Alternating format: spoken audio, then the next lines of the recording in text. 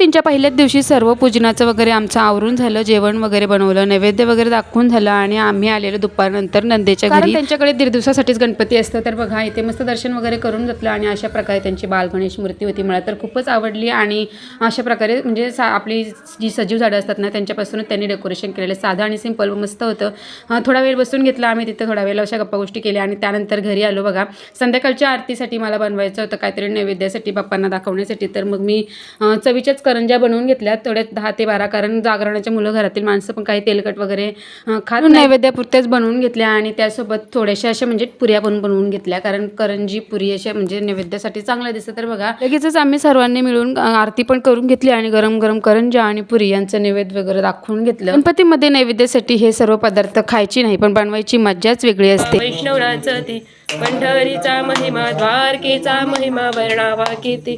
जय देव जय पांडुरंग। आरतीनंतर लगेचच नैवेद्य पण दाखवून घेतला। चला तर मग मी हा व्हिडिओ इथेच एंड करते, भेटू नेक्स्ट व्हिडिओमध्ये, तोपर्यंत काळजी घ्या, मस्त राहा आणि बाय बाय।